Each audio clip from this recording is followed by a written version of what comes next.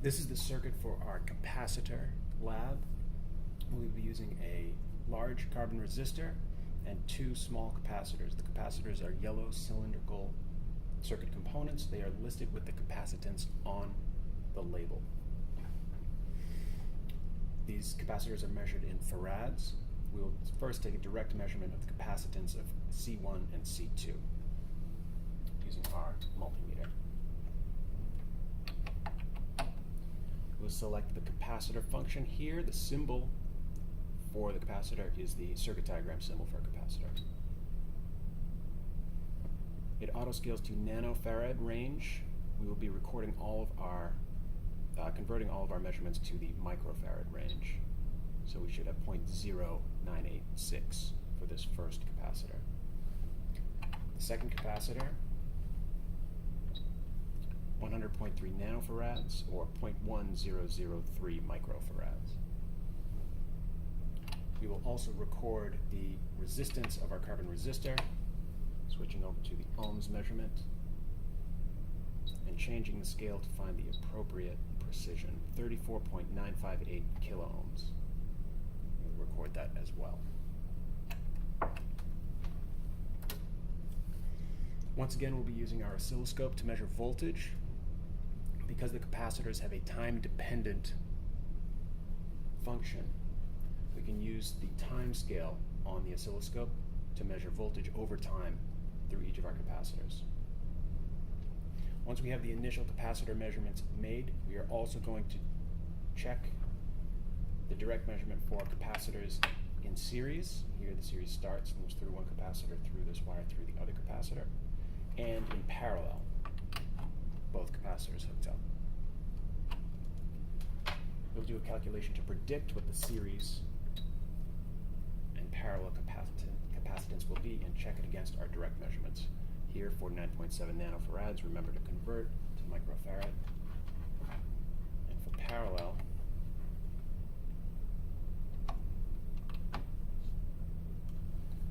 .198 microfarad. Keep an eye on the units. For the first part of the experiment, we will use a circuit containing only a resistor and a capacitor. These are pre-connected here at this port, so we will come in on the high side of the resistor, through this capacitor, and then return to the power supply. Because we are interested in the time-dependent nature of the voltage across the capacitor, we will provide it with a varying signal. Last week we used a sine wave for our voltage divider. This week we will be using a square wave.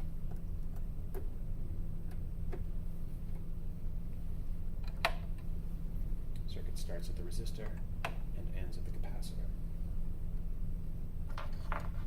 We want to measure the input voltage coming from our power supply on channel 1,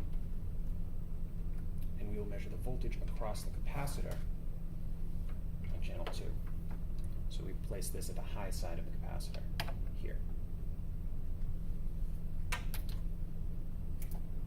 The function generator in this experiment will be set for 15 hertz. We will change the range to the 50 hertz range. We will change our waveform to square wave, sine wave last time, square wave this time. This is a positive, negative transition with no smooth transition. It's a sharp transition. We'll adjust our frequency down to 15 hertz.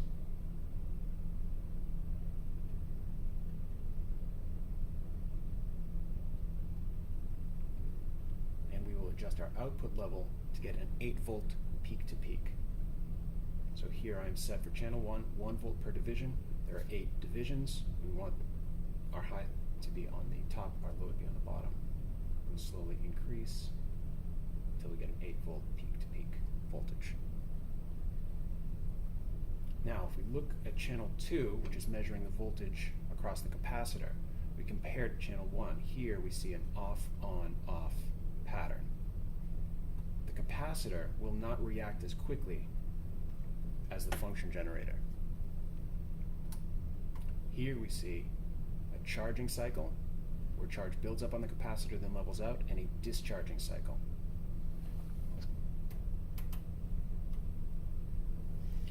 In the lab today, we will be interested in measuring the time it takes for the capacitor to discharge from 8 volts down to 0.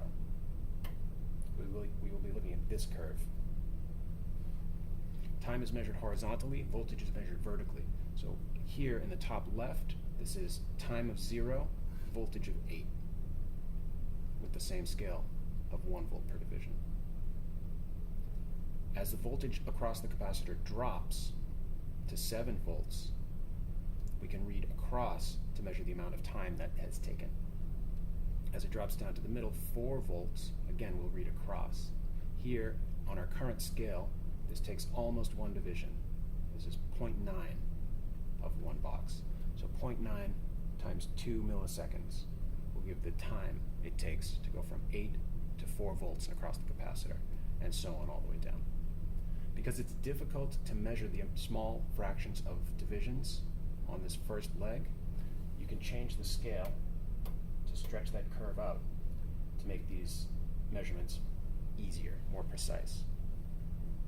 So now we can see that it's 2.6 boxes at a new scale of 1 millisecond per box. So 2.6 milliseconds to move from 8 volts down to 4 volts. Similarly, we will look at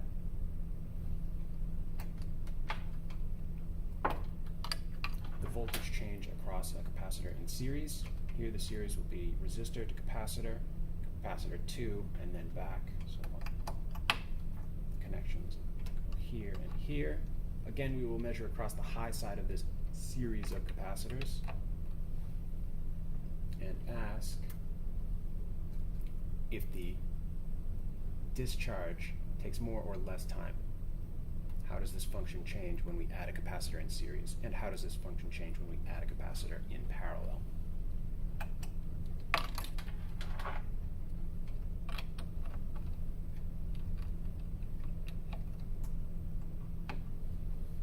In parallel, you see that it takes longer to discharge. It is a slower curve down to 0.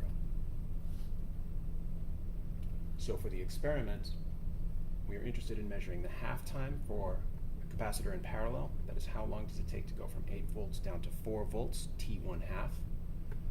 Similarly for series, we are interested in how long it takes a capacitor to discharge when it is in series, down to 4 volts, the T1 half for C series.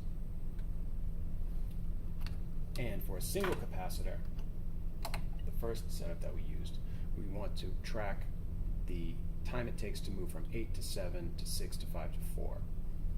To measure the time,